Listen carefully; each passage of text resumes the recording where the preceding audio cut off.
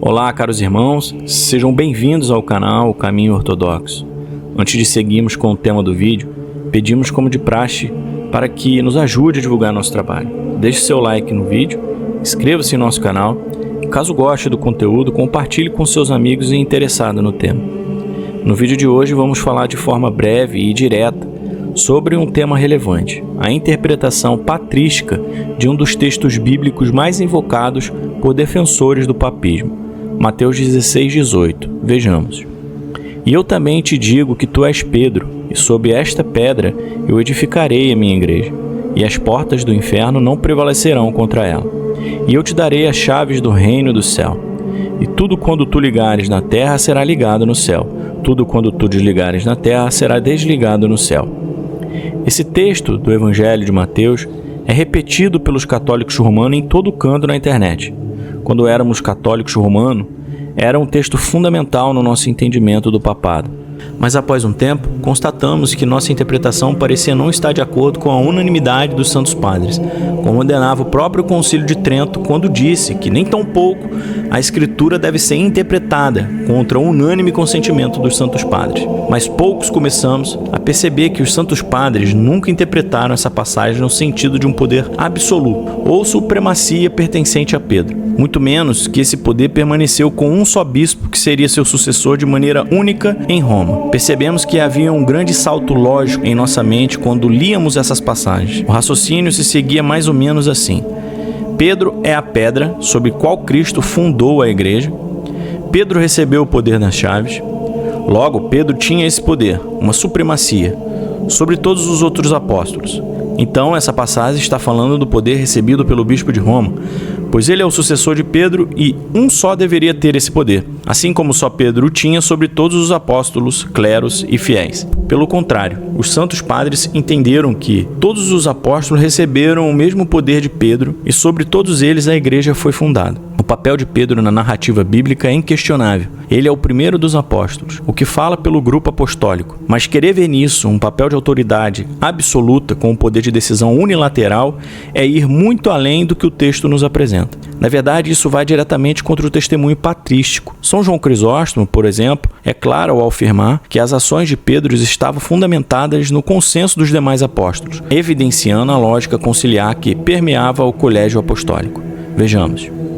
E naqueles dias, diz, Pedro levantou-se no meio dos discípulos e disse: tanto por ser ardente, como por ter sido encarregado por Cristo do rebanho, e por ter precedência em honra, ele sempre inicia o discurso. O número dos homens juntos era cerca de 120. Homens e irmãos, diz ele, era necessário que se cumprisse essa escritura, que o Espírito Santo falou antes. Por que ele não pediu a Cristo que lhe desse alguém no lugar de Judas?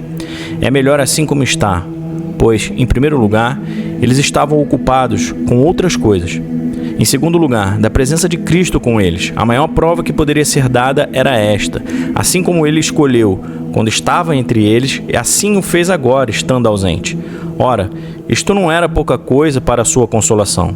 Mas observa como Pedro faz tudo com o consentimento comum, nada de forma autoritária.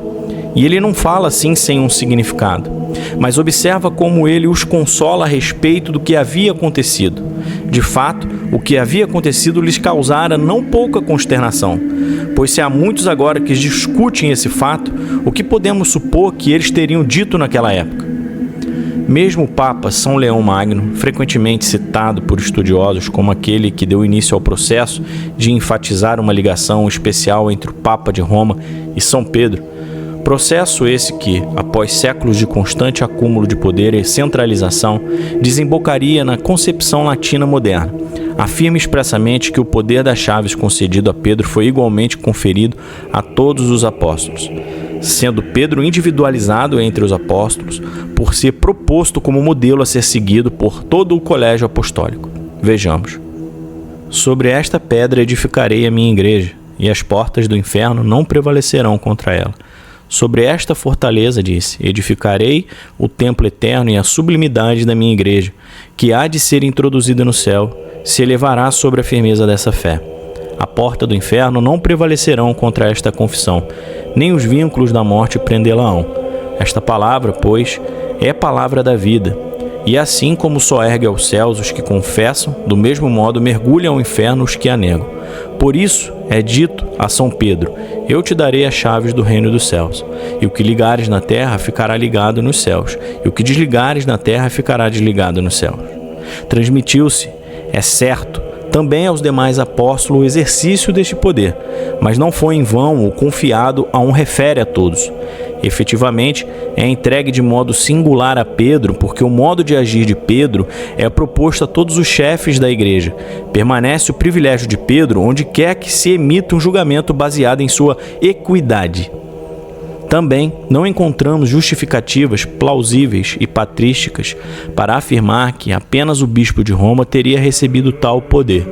A justificativa apresentada por alguns apologistas de que essa transferência de papéis se deve por seu martírio em Roma, que implicaria em uma transferência do suposto poder petrino de forma exclusiva ao bispo desse local. Essa posição, no entanto, revela-se frágil, carente de testemunho histórico consistente, salvo talvez pela construção teológica promovida por alguns patriarcas de Roma e seus aliados no Ocidente a partir do século V. Foi nesse período que o papado começou a associar progressivamente sua função ao chamado ofício petrino. Ainda assim, mesmo nesse processo gradual, muitos papas parecem não conhecer plenamente o alcance e exclusividade dessa supostamente existente prerrogativa e mesmo negar sua suposta jurisdição universal. Por exemplo, em que se pese São Gregório Magno, pareça entender que a função do patriarcado deriva de sua origem petrina, uma posição que Roma reviveria mesmo no século IX, invocando nos conflitos em Constantinopla V. Ele defende que os 3 patriarcados originais ocupam a cátedra petrina ao escrever para Eulógico de Alexandria, em uma tentativa de reduzir os crescentes poderes de Constantinopla. Vejamos. Vossa doce santidade, Eulógio de Alexandria, falou muito em sua carta para mim sobre a cátedra de Pedro, príncipe dos apóstolos, dizendo que ele mesmo agora nela se senta nas pessoas de seus sucessores. E de fato reconheço-me indigno, não apenas da dignidade dos que presidem, mas até mesmo do número dos que permanecem de pé. Mas aceitei de bom grado tudo o que foi dito, pois falou-me sobre a cátedra de Pedro, aquele que ocupa a cátedra de Pedro. E a ele foi dito pela voz da verdade: a ti darei as chaves do reino dos céus. E novamente lhe foi dito: e tu, uma vez convertido, fortalece os seus irmãos. E mais uma vez: Simão, filho de Jonas, amas-me? Apacentai as minhas ovelhas. Por isso, embora haja muitos apóstolos com relação à própria primazia, somente a sé do príncipe dos apóstolos cresceu em autoridade, a qual em 3 lugares é a sé de um só. Pois ele mesmo, Pedro, exaltou a sé na qual dignou-se até repousar e terminar a vida presente em Roma. Ele mesmo adornou a sé a qual enviou seus discípulos como evangelista, a Alexandria.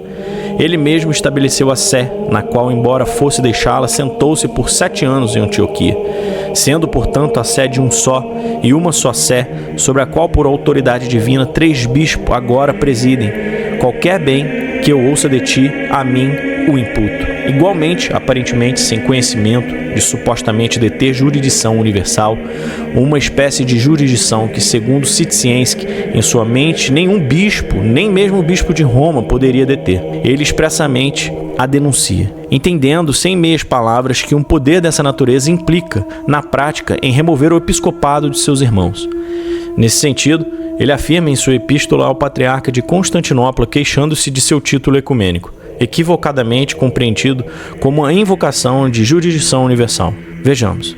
Não foi o caso, como vossa fraternidade sabe, que os prelados dessa sé apostólica, a qual pela providência de Deus sirvo, tiveram a honra oferecida de serem chamados universais pelo venerável concílio de Calcedônia. No entanto, nenhum deles jamais desejou ser chamado por tal título, nem se apoderou deste nome imprudente, para que, se em virtude da dignidade do pontificado tomasse para si a glória da singularidade, não parecesse tê-la negada a todos os seus irmãos.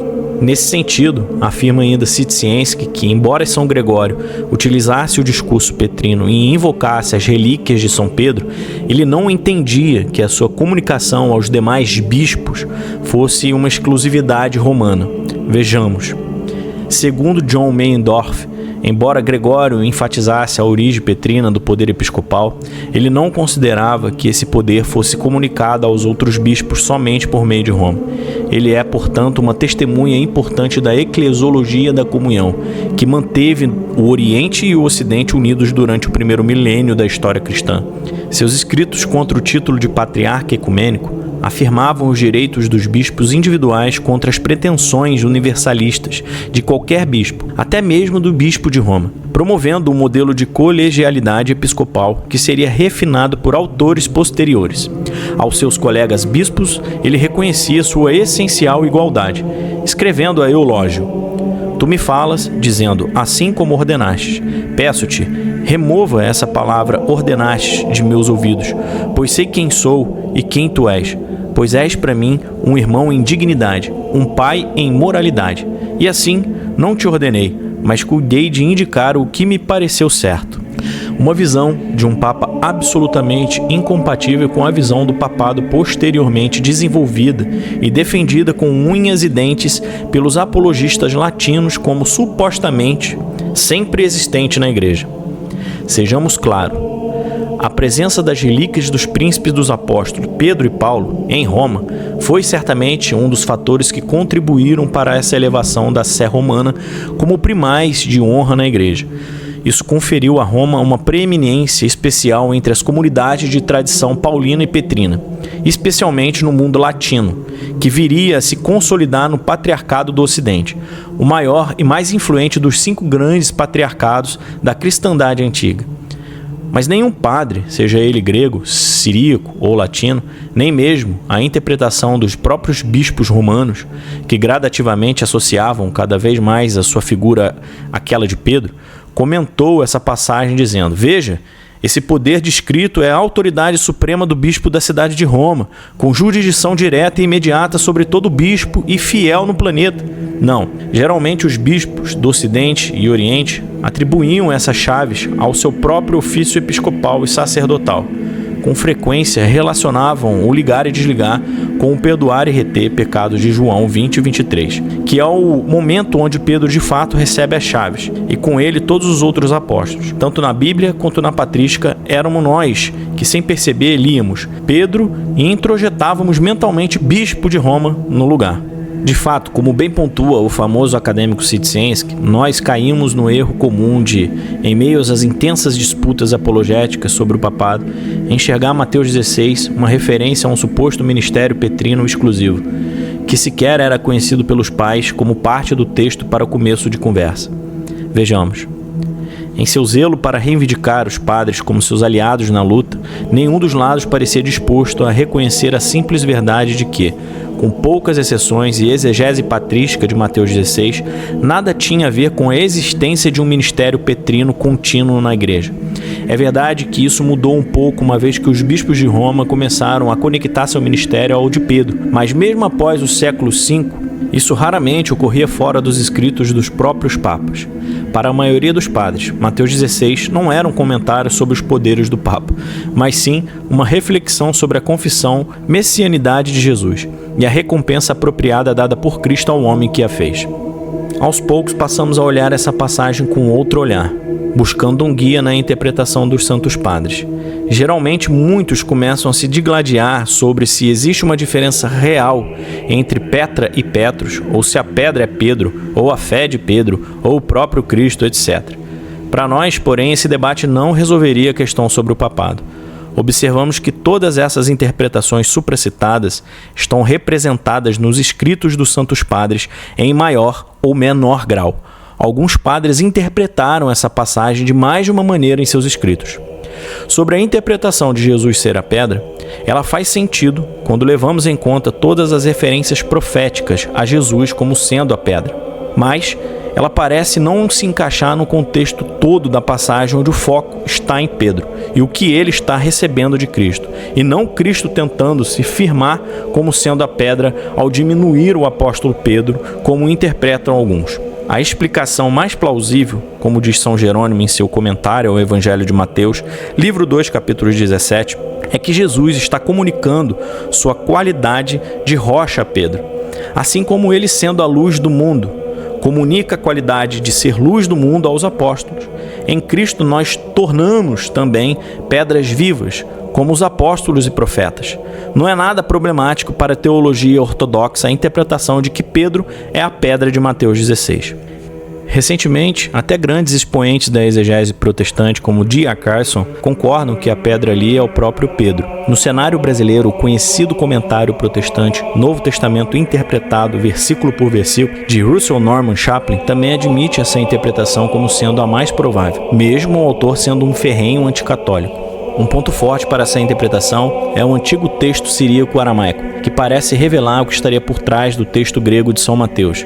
A Peshitta traz: Tu és Kefa, e sobre esta Kefa edificarei a minha igreja. A palavra para pedra e Pedro são exatamente as mesmas no texto siríaco, e tal texto é provavelmente o mais próximo do que Cristo teria dito em seu idioma original. Porém, a opinião patrística mais comum é a interpretação de que a rocha seria a fé professada por Pedro. Essa interpretação foi, inclusive, consagrada liturgicamente, tanto no Oriente quanto no Ocidente, como vemos na anáfora, isto é, na oração centra-eucarística da liturgia de São Tiago. Vejamos: para que o corpo e o sangue de Cristo sejam para aqueles que deles participam para a remissão de pecados e vida eterna, para a edificação da alma e do corpo, para trazer boas obras para a confirmação de tua santa igreja, que tu fundaste sobre a rocha da fé, para que as portas do inferno não prevaleçam contra ela.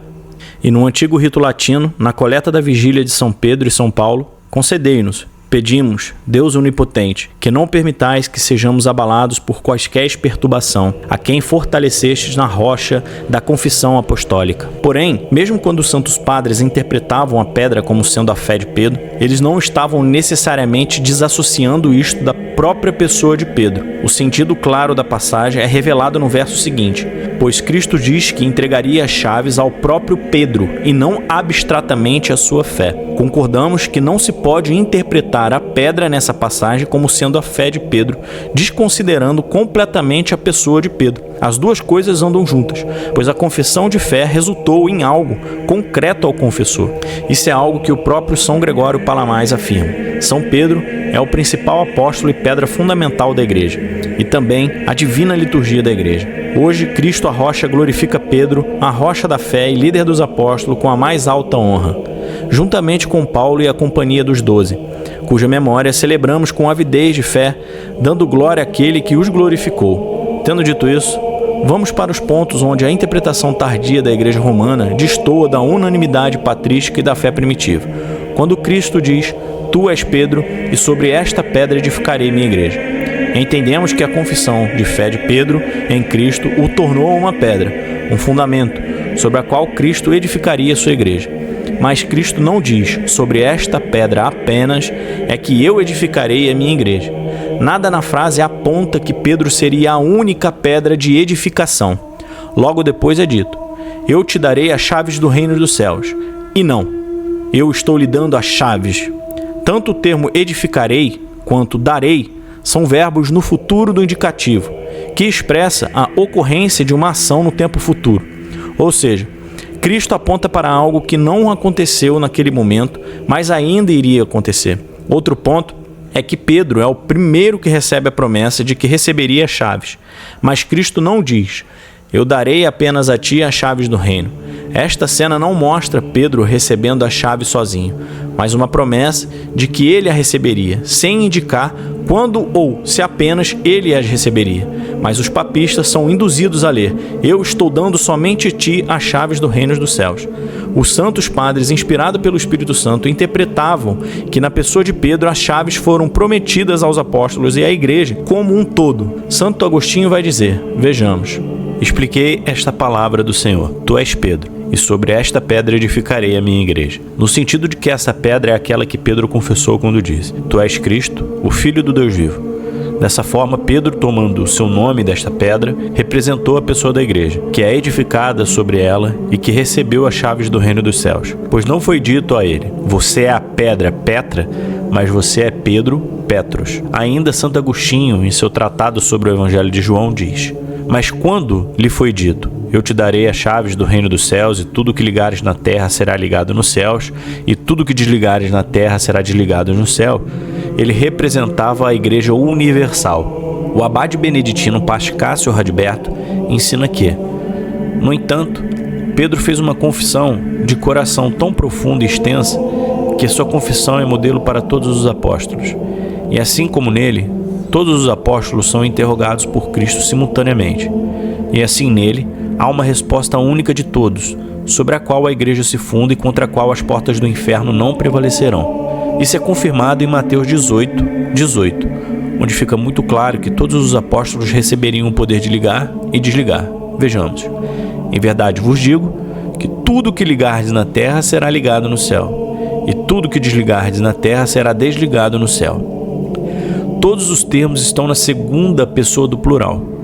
Fica claro que as chaves prometidas em Mateus 16:18 seriam dadas também a todos os apóstolos igualmente. A loucura papista então cria uma distinção onde não há nenhuma, como é de costume dos hereges, e interpretam que Mateus 16 apenas Pedro recebe a chave, e em Mateus 18 os apóstolos possuem apenas o poder de usá-las, mas não as chaves em si, como se eles as emprestassem de Pedro para poder ligar e desligar. Essa interpretação é totalmente ad hoc, uma exegese para justificar o desvio da eclesiologia latina e totalmente distante do que os santos padres ensinaram. Vejamos alguns exemplos. Carta 14:8 de São Jerônimo. Longe de mim censurar os sucessores dos apóstolos, que com palavras sagradas consagram o corpo de Cristo e nos tornam cristãos. Tendo as chaves do reino dos céus, eles julgam os homens e até certo ponto antes do dia do julgamento e guardam a castidade na noiva de Cristo. Homilia sobre os evangelhos de João, de São João Crisóstomo. Vejamos. Pois João, o filho do trovão, o amado de Cristo, o pilar das igrejas em todo o mundo, que possui as chaves do céu, que bebeu o cálice de Cristo e foi batizado em seu batismo, que se deitou no peito de seu mestre com muita confiança, se apresenta a nós agora. Analisando o restante das Escrituras, chegamos a essa mesma conclusão. Todos os 12 confessaram a mesma fé que Pedro confessou, e receberam o mesmo poder e tornaram-se igualmente pedras de edificação da igreja. E por isso São Paulo diz: edificados sobre o fundamento dos apóstolos e dos profetas, sendo o próprio Cristo Jesus a principal pedra angular deste alicerce. Efésios 2:20. E o próprio apóstolo Pedro, em sua epístola, usa a linguagem sobre construção de um templo, comparando cada fiel que confessa Cristo à pedra viva, como sendo a pedra nesse edifício. Achegando-vos a ele, a pedra viva, rejeitada pela humanidade, mas eleita e preciosa para Deus, vós também, como pedras vivas, sois edificados como casa espiritual. 1 Pedro 2:5. Todos os apóstolos são igualmente os fundamentos dessa casa espiritual. O livro do Apocalipse também repete essa figura quando descreve a Jerusalém Celestial, a própria igreja triunfante.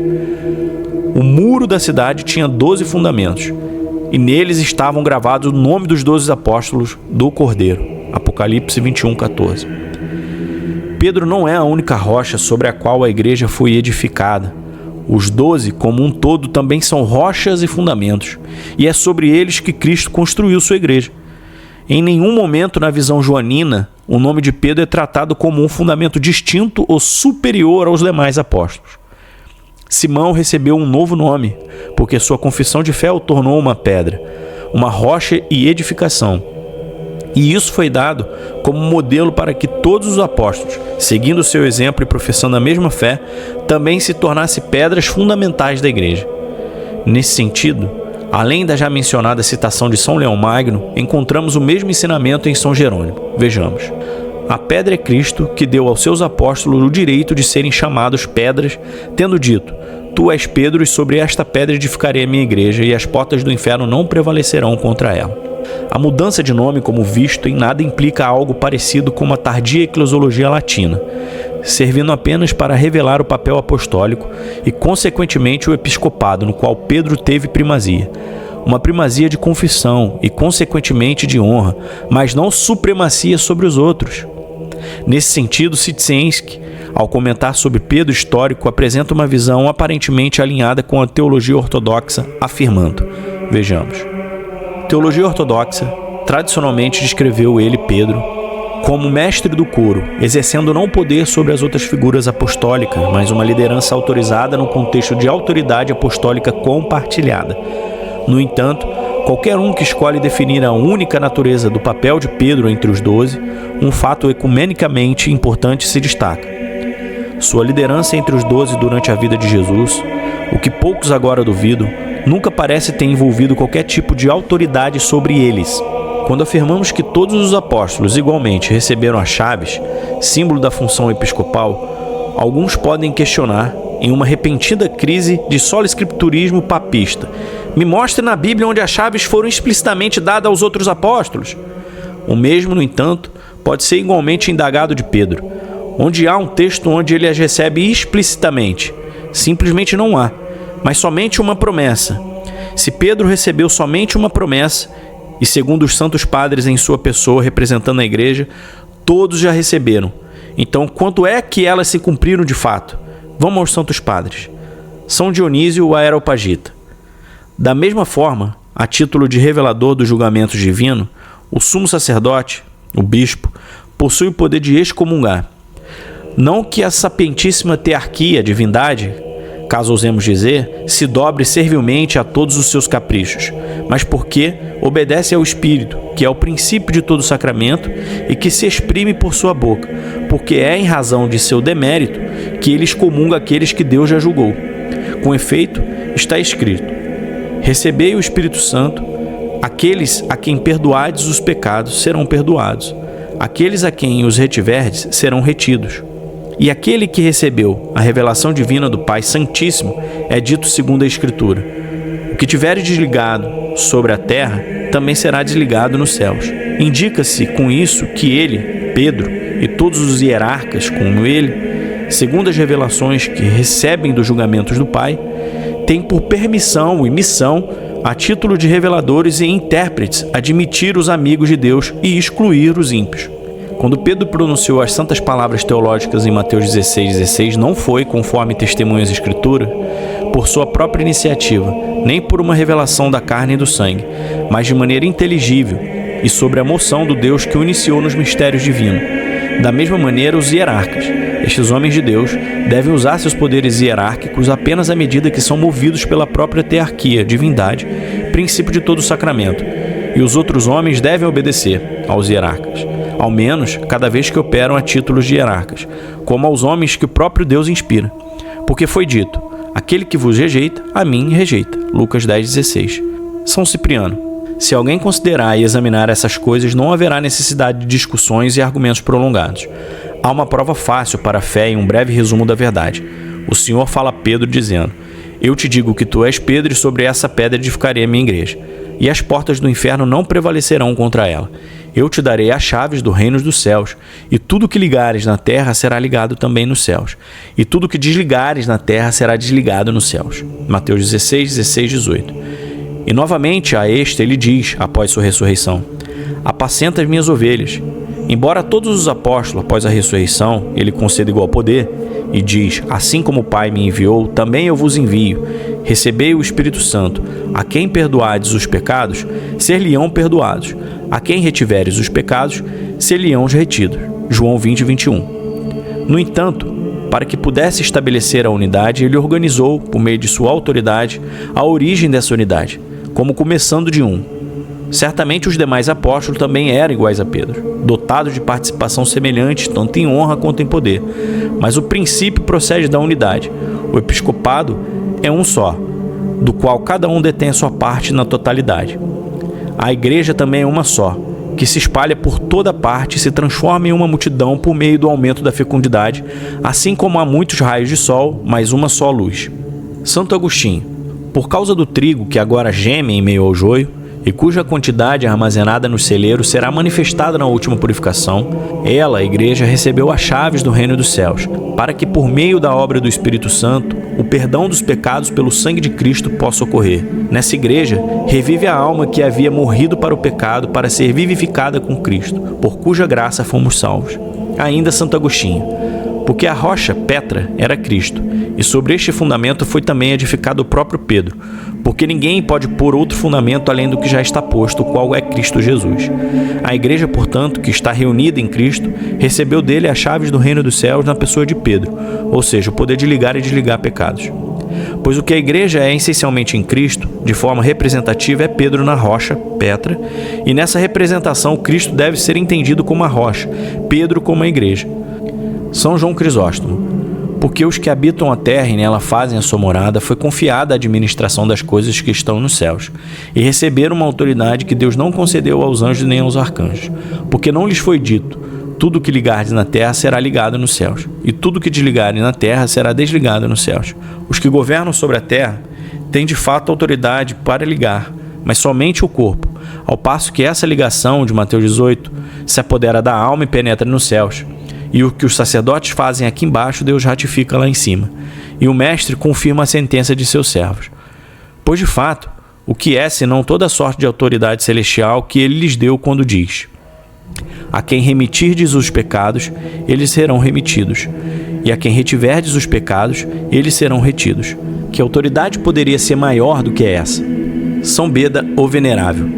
Apesar de parecer que esse poder de ligar e desligar foi dado pelo Senhor apenas para Pedro, nós devemos, todavia, saber, sem dúvida alguma, que ele foi dado também aos outros apóstolos. Como o próprio Cristo testifica quando, após o triunfo de sua paixão e ressurreição, ele apareceu aos apóstolos e soprou sobre eles, dizendo: recebei-vos o Espírito Santo.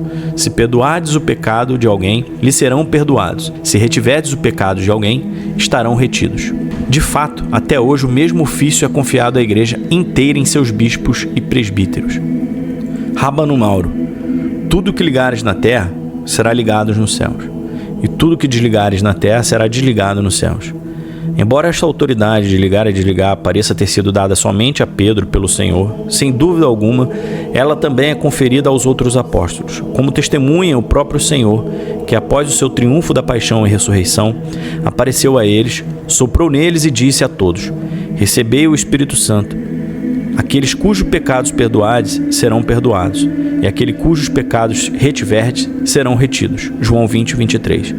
E também agora esta mesma função é confiada a todos os bispos e presbíteros da igreja, para que após terem examinado os casos dos pecadores, perdoem aqueles que se mostram em humildade verdadeiramente arrependidos, e aqueles que persistirem nos pecados deverão ser submetidos a punições eternas.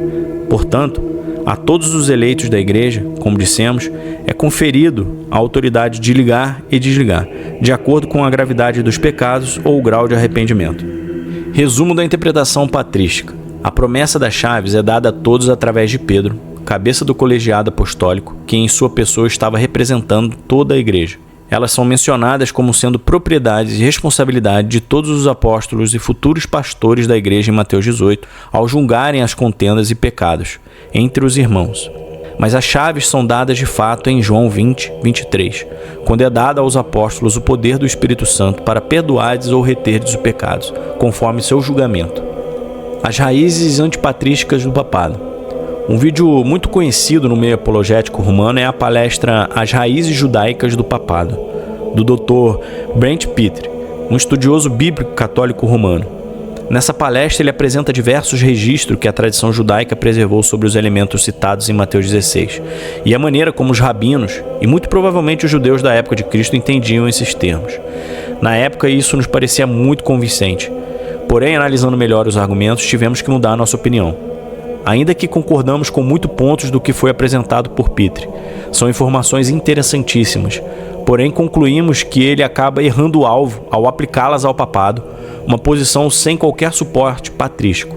Por exemplo, um dos pontos-chave da palestra, incansavelmente repetida pela apologética latina, é a identificação de Pedro como sumo sacerdote de Israel, que portava as chaves do templo e era responsável por abrir e fechar suas portas. O texto-chave dessa interpretação é em Isaías 22, 20 e 22. E será naquele dia que chamarei o meu servo Eliaquim, filho de Ilquias, e vesti-lo-ei da tua túnica, e cingi-lo-ei com o teu cinto, e entregarei nas suas mãos o teu domínio, e será como pai para os moradores de Jerusalém, e para a casa de Judá. E porei a chave da casa de Davi sobre o seu ombro, e abrirá, e ninguém fechará, e fechará, e ninguém abrirá. A interpretação de Pitre e outros papistas é que Eliaquim é Pedro. Ocorre que essa posição carece de qualquer suporte patrístico. Os santos padres interpretam que Eliaquim prefigura Jesus Cristo, que recebe o reino de Deus Pai, conforme vemos nas Escrituras. Daniel 7, 14. E foi-lhe dado o domínio, e a honra e o reino, para que todos os povos, nações e línguas o servissem. O seu domínio é um domínio eterno, que não passará, e o seu reino tal que não será destruído. 1 Coríntios 15, 24. Depois virá o fim, quando tiver entregado o reino a Deus, ao Pai, e quando houver aniquilado todo o império e toda potestade e força. O Novo Testamento também diz claramente que as chaves de Isaías 22, 20 e 22 são de Jesus Cristo. Apocalipse 3, 7. E o anjo da igreja que está em Filadélfia escreve: Isto diz: o que é santo, o que é verdadeiro, o que tem a chave de Davi, o que abre e ninguém fecha, e fecha e ninguém abre. Cristo é o rei davídico, mas em outra analogia, Cristo é aquele que recebe o reino de Deus Pai. Essa é a figura que o Novo Testamento e os Santos Padres aplicam às chaves de Isaías 22, 20 e 22. Vejamos o que diz São Cirilo de Alexandria.